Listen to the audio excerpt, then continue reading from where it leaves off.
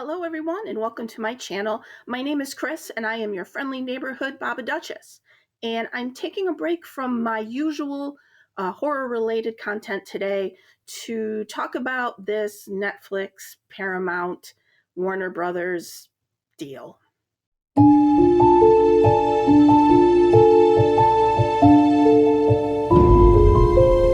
This is something a lot of people have been talking about in a lot of different media spaces. And those of us who especially enjoy movies are really not happy about this. Not every single person. I'm sure there'll be plenty of people who disagree with what I'm going to talk about in my video. And a lot of us are weary of this deal, and it's for a variety of reasons. Before I go into any of the specifics with each company trying to buy Warner Brothers, I wanted to talk about the general effect that this can have on movies themselves, and especially going to theaters. However this deal shakes out, it's definitely going to be more beneficial for streaming, which is fine. Streaming is a good thing. It definitely makes media more accessible to everybody who may not be able to see the latest movie in their local theater. I don't have an issue with streaming in and of itself. But this is really going to have just a devastating effect on an industry that is really limping along right now. Theaters have been seeing kind of a decline lately, and then especially after 2020, when people weren't able to go out to theaters and see new movies that way, they came to streaming much more quickly. Now, if you've seen any of my videos before, I've mentioned a few times that I used to work in a video store. Best job I ever had.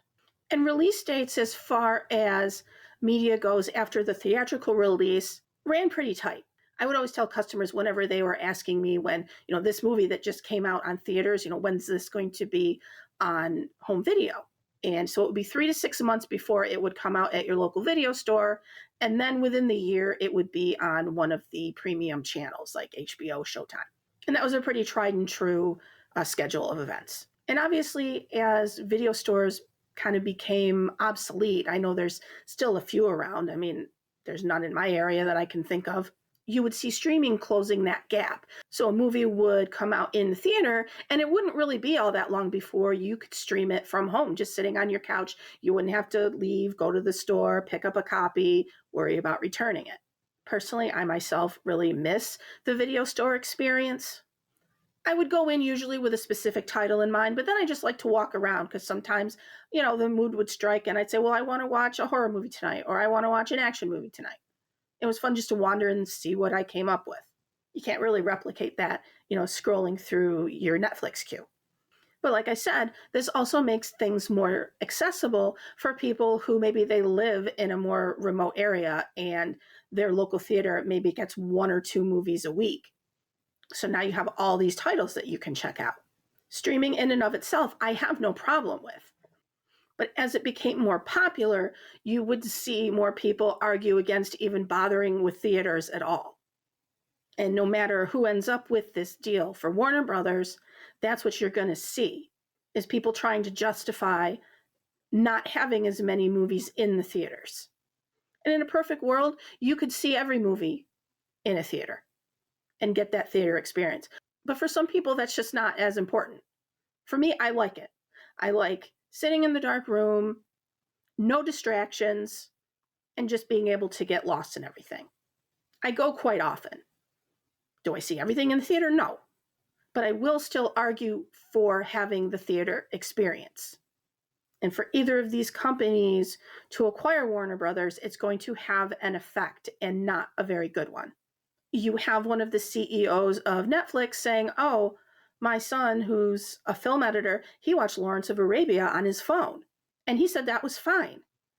And I'm not enough of a movie snob to tell people that there's this way to watch a movie and not that way. However, I personally don't see the point in watching a movie on your phone as a regular way to watch movies. Now, I get it. If you're in an airport, you're bored, you check something out on your phone, that's fine. But as your go-to way of viewing movies, I don't understand how people can do that. That's just me. I'm not saying you have to go to the theater, but consuming all of your content on your phone, I couldn't do that. Now, yes, Netflix will release some things to a theater, but that's usually when we're talking Oscar season and, they want their movie to be in contention for Best Picture. That's the rules. Now you gotta die. Those are the rules. They have to be in theaters for 2 weeks to be considered for an Oscar nomination. Now, if you're looking at Paramount, yes, you would be looking at more theatrical releases than Netflix, more than likely, but you're only looking at your big popcorn movies, like your superhero movies, which is fine. I like to go to a superhero movie in the theater, but I like to see all kinds of movies in the theater. So while, yes, there will still be movies shown, it won't be as much of a variety of movies to see. And going back to the point I was making before I distracted myself, movie theaters have been having a hard time lately. As I mentioned before, 2020, we couldn't go to the movies. And now people just kind of got into the habit of being able to stream things fairly quickly from the time of a theatrical release. So it didn't matter as much. Now you're looking at maybe a 2-week window, maybe a month between the theatrical release and when it comes out home on streaming. And yeah, going to the movies is expensive. The ticket prices alone can be cost prohibitive. You have a family of 4, you're looking at least $40 just for tickets, depending on when you go. Then you throw in your snacks. I mean, you could easily be paying like $100 just for that one night. Whereas, yeah, you can stream it at home. And yes, the price might seem kind of high because it usually starts at either $19.99 or $24.99 when you're first renting them after the release date. But think of it this way, if there's 4 of you, you're just paying the one price. And you've got your snacks already at home, you're comfy. It's not a bad deal. So I understand why streaming is a more affordable alternative for people. And also with theaters, there is not the guarantee that you're going to get the movie that you really want to see in the theater. And maybe you live in a smaller area where you just have the one movie theater that has one screen, and maybe you get 2 movies a week. And now I'm lucky. Now I live in the suburbs of like a medium-sized city, and I have 2 big theater chains that I can choose from that are right here. But when I wanted to see Frankenstein before it hit Netflix, I actually took a trip to the next county over so I could watch it because they had a different theater chain that was showing it, whereas the ones local to me, and like I said, these are major chains, neither one was showing it. So yeah, just because you have a pretty decent theater doesn't mean you're going to get the movies that you want to see. So yes, theaters are hurting for a myriad of reasons. And some of it is just plain greed. Why are ticket prices that high? Because they can be. Because they're really making their money off of, soda, popcorn, and all that stuff. So just a lot of things coming together to make this perfect storm that could sink movie theaters. But I will stand my ground in saying how important the theater experience is. Maybe not to everybody, and I get that. But to me, it is very important. To a lot of people, it's very important. And I'm just afraid of the experiences we could lose with either of these companies acquiring this movie arm of Warner Brothers. And things are changing daily. When I first thought about doing this video, we had only heard about Netflix putting in the bid. And in my notes, I even wrote, well, at least it's not Paramount. And then, of course, like the next day, it was, oh, well, Netflix bid $87 billion and Paramount, it's like $108 billion. And if I have to choose one or the other, it's going to be Netflix. Now, Netflix definitely has its downside. They are more focused on streaming.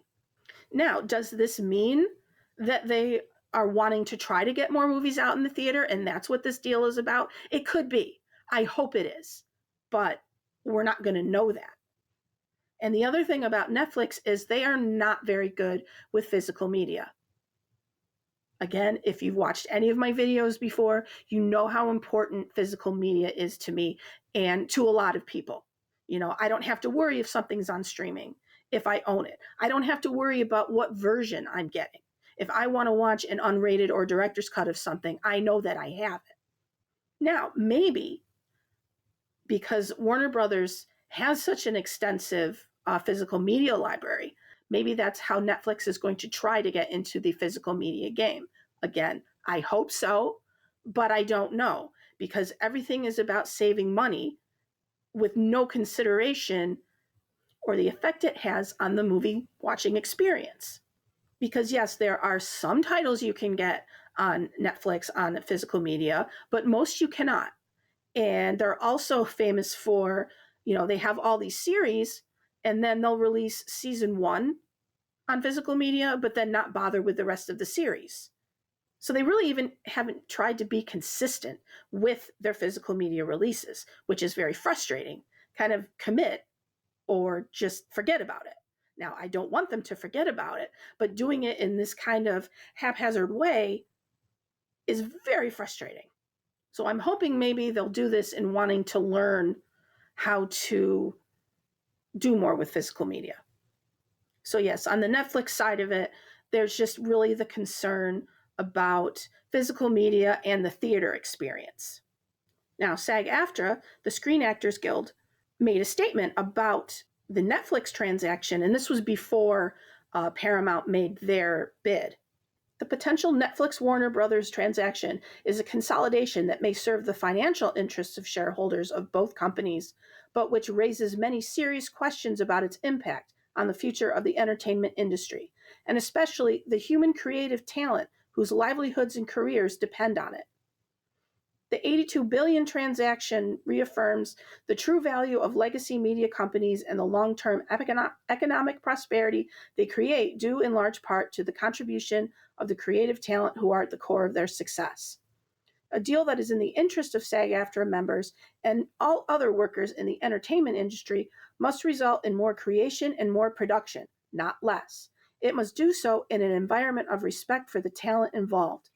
Any decision about SAG-AFTRA's position on this transaction will be made with the best interests of SAG-AFTRA members as the standard and following a complete and thorough analysis of the details of the deal, with particular focus on jobs and production commitments.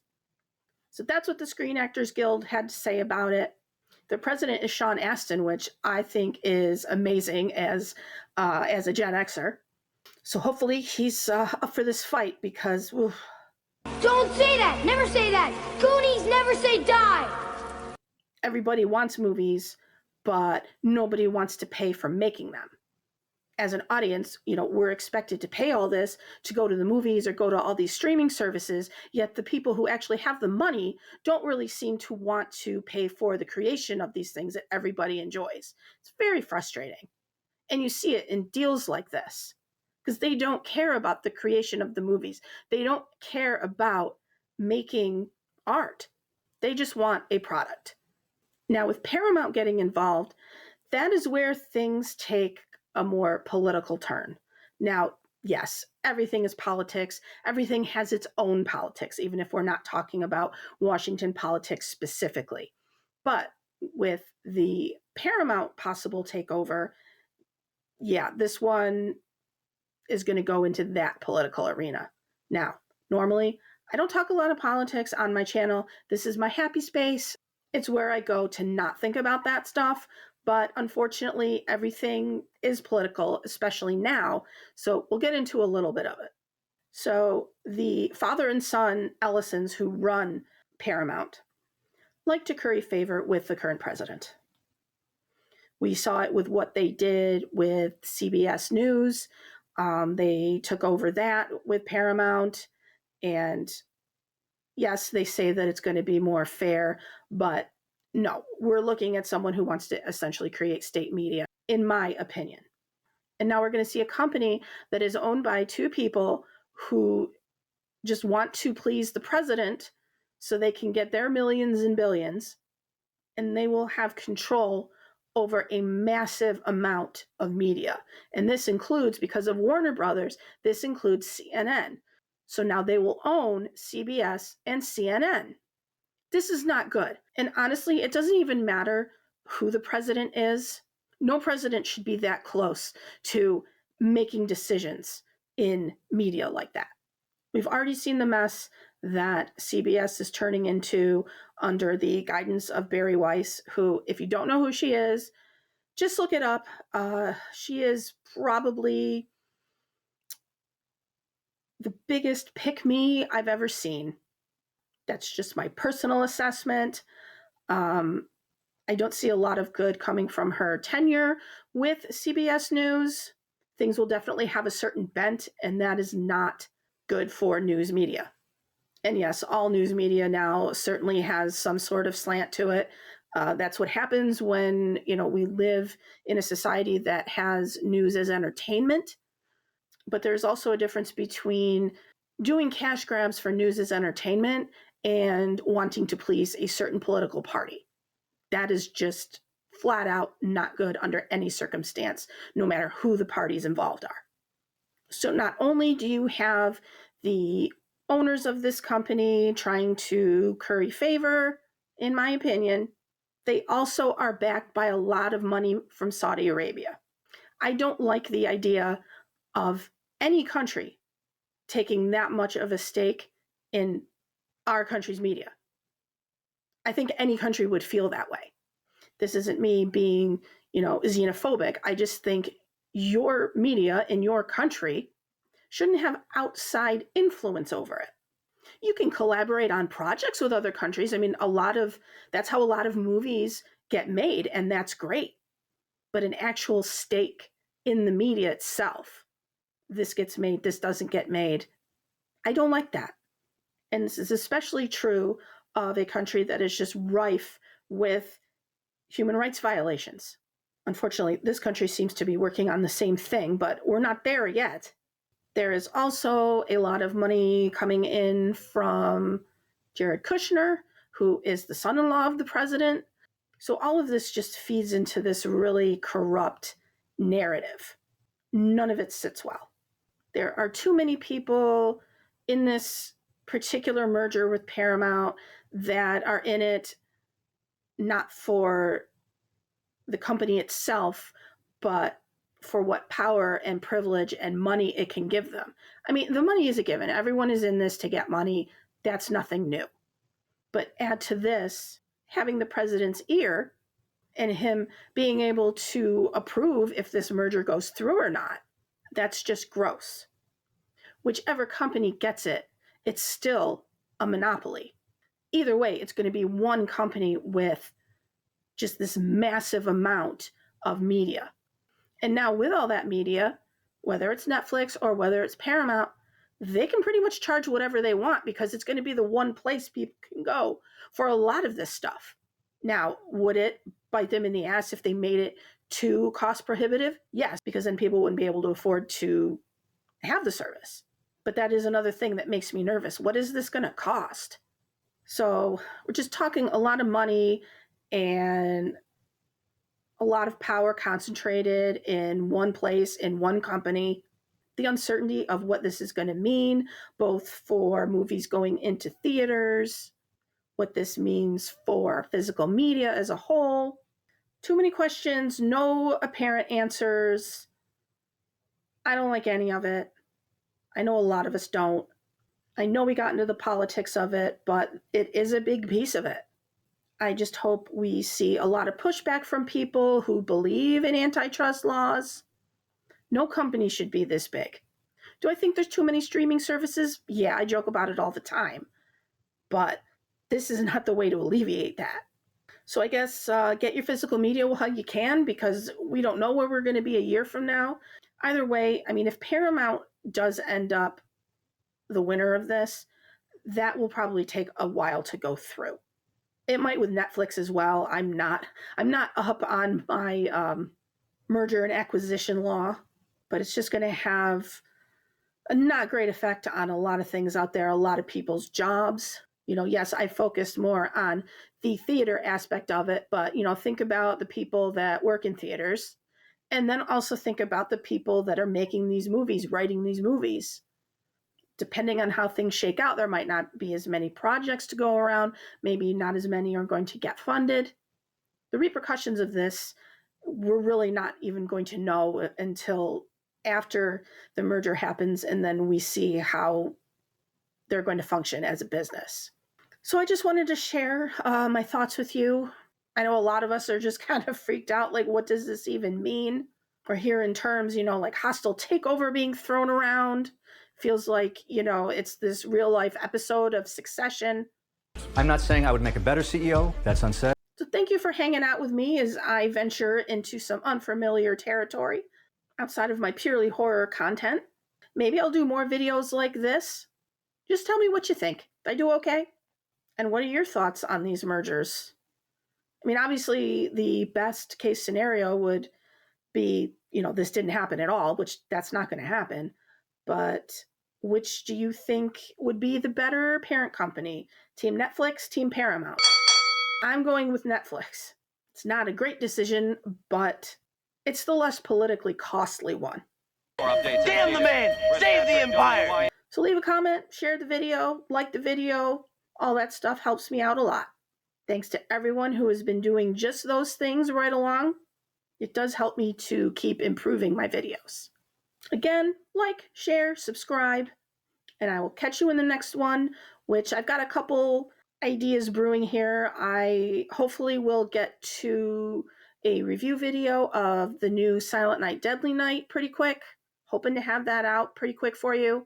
And I'm also going to do a video on the 3 different versions of Black Christmas. I'll share my thoughts on those. But in the meantime, like what you like, don't be a dick. And empathy is a superpower.